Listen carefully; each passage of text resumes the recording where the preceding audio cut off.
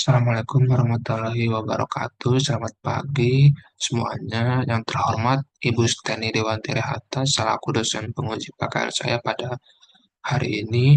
Dan yang terhormat juga dosen pembimbing saya yaitu Ibu Meta Barabrutu SMMM.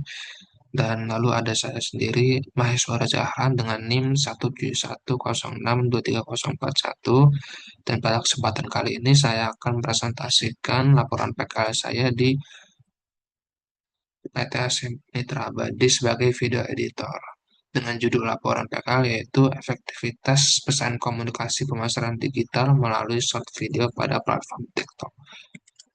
Oke, untuk latar belakangnya sendiri, transformasi digital dan pentingnya konten video. Perkembangan teknologi dan media sosial mengubah strategi pemasaran ke arah digital karena ya, yang saya kerjakan dalam edit video atau sebagai video editor intern, jadi video yang saya buat ini termasuk ke salah satu strategi dari perusahaan untuk pemasaran atau mempromosikan suatu produk atau barang yang bekerja sama dengan perusahaan dan pelaksanaan PKL untuk pengembangan kompetensi. PKL di PT Aset Mitra Abadi sebagai video editor intern dilakukan untuk menghubungkan teori perkuliahan dengan praktik industri serta meningkatkan keterampilan teknis dan profesional di bidang digital marketing. Dan tujuannya sendiri itu menerapkan ilmu pengetahuan yang telah saya pelajari di kampus, itu saya terapkan langsung ke lapangan atau di perusahaan ini. Dan mengembangkan kemampuan komunikasi, karena di sini saya bertemu banyak orang baru dengan latar yang belakang yang berbeda-beda, jadi kemampuan komunikasi saya harus berkembang agar biasanya saya selalu berkoordinasi dengan orang-orang tentang video apa saja yang harus dibuat, apa briefingnya, dan apa saja poin-poin yang harus di-highlight, dan itu mengembangkan kemampuan komunikasi saya di sana. Dan menambah pengalaman kerja tentunya karena untuk dimasukkan ke dalam portofolio agar nantinya saya untuk melamar ke pekerjaan yang lebih profesional lagi. Dan untuk manfaatnya sendiri yaitu tadi bisa menambah wawasan tentang bagaimana sih cara kerja industri itu dan mengembangkan kemampuan komunikasi seperti yang tadi saya bilang, saya harus berkoordinasi dengan beberapa orang tentang video apa yang saya buat hari ini dan apa saja yang perlu di highlight untuk videonya. Lalu menambah portofolio untuk melamar ke pekerjaan yang ke jenjang karir selanjutnya. Dan manfaat bagi perusahaan ini sendiri yaitu mendapatkan dukungan tenaga kerja tambahan, membantu meningkatkan efektivitas penyelesaian pekerjaan sesuai dengan target yang telah ditetapkan perusahaan, dan juga menjadi sarana untuk menjalin kerjasama dengan institusi pendidikan dalam rangka pengembangan sumber daya manusia. Dan manfaat bagi Universitas Negeri Jakarta sendiri yaitu menjalin dan memperkuat hubungan kerjasama antara universitas dengan dunia industri, lalu memperoleh masukan mengenai kebutuhan kompetensi yang dibutuhkan oleh industri sehingga dapat menjadi bahan evaluasi dan pengembangan kurikulum. Lalu yang terakhir meningkatkan kualitas lulusan melalui pengalaman kerja nyata yang diperoleh mahasiswa selama pelaksanaan PKL. Nah, lalu berikutnya di sini ada profil perusahaan yang dari tempat saya magang atau PKL ini yaitu Geekpreneur Indonesia merupakan perusahaan yang bergerak di bidang digital marketing di Indonesia dengan fokus pada layanan e-commerce, live streaming, dan influencer collaboration. Selain itu, Geekpreneur Indonesia juga bekerja sama dengan TikTok Indonesia melalui program TikTok Go untuk membantu pengembangan merchant di bidang pariwisata seperti hotel, dan recreation tempat. Visi dan misi dari perusahaan ini yaitu visinya to unlock the full potential of digital for business one pixel at a time. Dan misi perusahaan yang memberdayakan bisnis melalui transformasi digital yang efektif dan berkelanjutan. Lalu yang kedua, merancang pengalaman digital yang berdampak bagi brand dan audiens. Yang ketiga, menghadirkan solusi digital berbasis presisi untuk meningkatkan performa bisnis klien. Dan lokasi kantornya itu sendiri yaitu ada di Jalan Dr. Susilo Raya nomor C2, RT 1 RW 5 Grogol, Kecamatan Grogol, Petamburan, Kota Jakarta Barat, daerah khusus Ibu Kota Jakarta. Dan untuk struktur perusahaannya sendiri yaitu ada CEO tentu saja dan juga ada beberapa departemennya, ada business development, marketing, live streaming, e-commerce, dan TikTok Go. Dan saya ditempatkan di bagian TikTok Go, tepatnya di bagian content team sebagai video editor intern. Untuk lingkup pekerjaan PKL saya sendiri yaitu sebagai video editor, pertama saya akan menjelaskan tentang program yang saya kerjakan ini yaitu program TikTok Go. Jadi program TikTok Go di Geekplaner Agency ini merupakan program digital marketing yang menghubungkan brand dengan konten kreator untuk meningkatkan promosi, visibilitas, dan penjualan melalui konten TikTok. Program ini berfokus pada pembuatan konten kreatif dan strategi pemasaran digital, khususnya pada sektor hotel, wisata, F&B, dan bisnis lainnya. Untuk penjelasan pekerjaan saya atau SOP saya di divisi konten tim yaitu dengan yang pertama ada mendownload footage RAW dulu dari server, lalu cek planning information setiap harinya, lalu editing konten minimal karena saya intern jadi saya mengedit 150 video sehari, lalu setelah diedit kita quick cek dengan ngecek apakah nama hotelnya sudah sesuai, dan lalu setelah diedit dan dicek kita upload ke stok konten. Lalu setelah kita upload kita isi tracker agar mudah memonitor apa saja yang kita kerjakan pada hari itu dan mengisi report. Lalu di sini ada bagian contoh dari pembagian editornya, apakah hari ini mengerjakan RTP, carousel, lalu setiap hari akan ada uh, tim yang mengirimkan planning dan brief apa saja untuk video pada hari itu. Nah, di sini akan ada contoh proses pengerjaan dari saya, yaitu yang pertama menyiapkan footage dan memahami planning harian sebagai acuan produksi konten. Jadi yang pertama akan ada tim yang memberikan briefing untuk video pada saya pada hari itu. Seperti contohnya di sini ada brief dari Carousel Bobobot Kota Tua, dan di situ poin-poin yang perlu di-highlight yaitu harga dari hotel Bobobot ini yaitu 150 sampai 300 ribuan per malam, cocok untuk solo trip, budget friendly, lokasinya dekat area kota dan fasilitas wifi, smartphone dan lain-lainnya. Lalu yang kedua, setelah saya memahami planning dan briefingnya, saya mulai melakukan pengunduhan dari server. Lalu setelah itu saya minta bantuan dengan AI untuk membuat variasi dan hook dan city untuk diedit ke dalam videonya. Karena untuk kuantitas yang banyak kita memerlukan bantuan dari uh, server dan software yang lainnya. Lalu ini saat proses editing videonya saya masukkan video dan lalu saya edit dan tambahkan teks dan voucher promo yang sedang berlaku untuk hotel tersebut. Dan setelah saya mengedit, lalu saya upload kembali dan mengisi editor tracker untuk agar report harian kita pada hari itu termonitoring oleh atasan kita.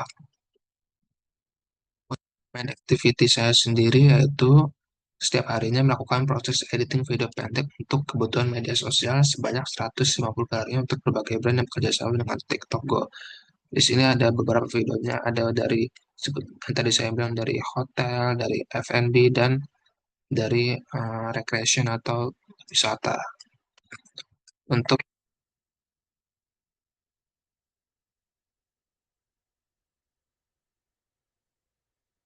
oke, jadi untuk set activity saya selain saya mengerjakan video dari program TikTok Go, saya juga menjalin kolaborasi bersama agensinya sendiri atau sosial medianya agensi ini untuk mendukung proses produksi, koordinasi, serta memastikan hasilnya sesuai dengan kebutuhan dan target yang ditetapkan. Di sini ada beberapa video yang saya edit yang bekerjasama dengan agensi ini sendiri atau dari Geek Planner sendiri untuk di sosial medianya, sosial media dari agensi ini sendiri.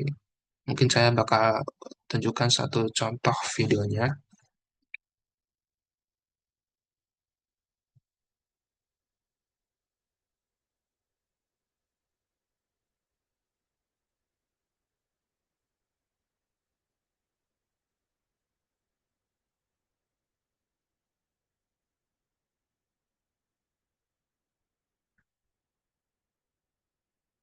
Ya, itu contoh salah satu video untuk sosial media itu nanti. Lalu untuk kendala dan solusinya yaitu untuk kendala tingginya target produksi konten harian karena kita harus memproduksi konten harian yang banyak yaitu sebanyak 150, lalu menjaga konsistensi kualitas editingnya, lalu risiko kesalahan informasi pada konten dan adaptasi terhadap alur kerja perusahaan dan solusi yang saya terapkan untuk mengatasi kendala itu yaitu menerapkan manajemen waktu yang terstruktur. Jadi sebisa mungkin saya selalu mengedit video yang sesuai waktu yang tepat atau memanfaatkan waktu sebaik-baiknya agar bisa mengejar target itu setiap hari. Lalu setelah untuk menjaga konsistensi kualitas editing, saya selalu lakukan pengecekan ulang, quick check atau dicek dengan cepat untuk melihat apakah informasi pada video itu ada yang salah atau tidak. Dan lalu saya jika ada yang salah, biasanya saya memanfaatkan umpan balik atau revisi dari atasan saya. Lalu setelah itu saya selalu mempelajari standar kerja perusahaan secara bertahap karena ini agensi jadi perubahan dinamika perusahaan itu pasti bakal cepat berubah. Untuk kontribusi keseluruhan dan juga peningkatan kemampuan selama saya bekerja di situ yaitu pertama-tama produksi 5.000 lebih konten untuk brand-brand yang bekerja sama dengan TikTok maupun dengan agensinya itu sendiri.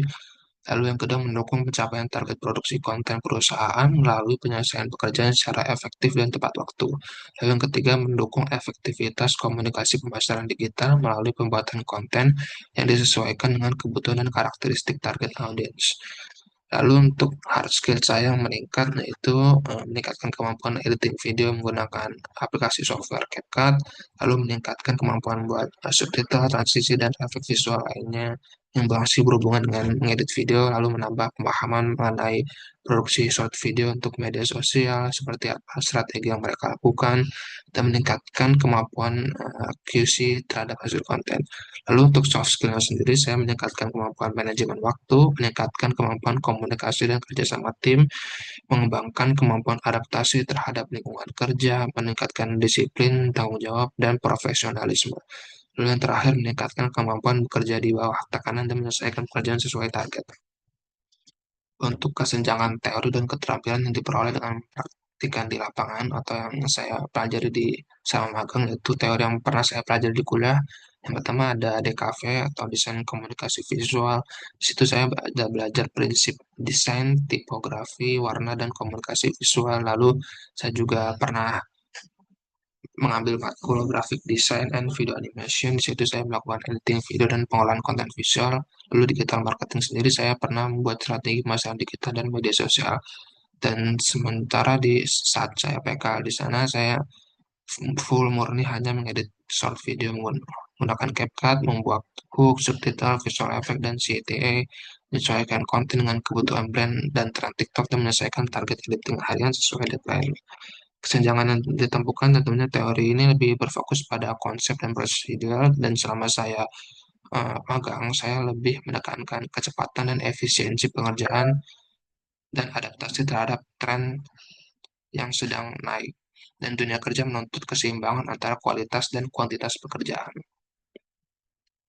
Kesimpulan dan sarannya yaitu berdasarkan pengalaman pelaksanaan praktik kerja lapangan di PT Aset Mitra Abadi sebagai video editor intern, praktikan memperoleh pengalaman kerja langsung dalam proses produksi konten digital untuk kebutuhan media sosial, khususnya TikTok selama kegiatan PKL. Praktikan terlibat dalam proses editing video, mulai dari pengolahan footage, penambahan elemen visual, hingga quality control dan pelaporan hasil kerja.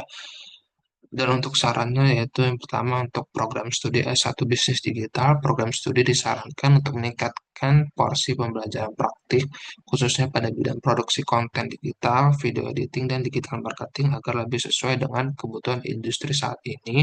Lalu yang untuk saya sendiri untuk praktikan disarankan untuk terus mengembangkan keterampilan teknis di bidang video editing dan digital marketing serta meningkatkan kemampuan manajemen waktu, ketelitian, dan adaptasi terhadap lingkungan kerja profesional. Lalu untuk perusahaannya sendiri disarankan untuk terus mengembangkan sistem kerja yang lebih terstruktur dalam monitoring dan evaluasi pekerjaan serta memberikan pembekalan atau arahan awal yang lebih jelas kepada peserta magang agar proses adaptasi berjalan lebih cepat. Dan ini untuk dokumentasi saya selama saya KL di sana. Dan mungkin cukup sekian presentasi laporan pekerja lapangan saya. Saya akhiri di sini. Terima kasih atas perhatiannya. Wassalamualaikum warahmatullahi wabarakatuh.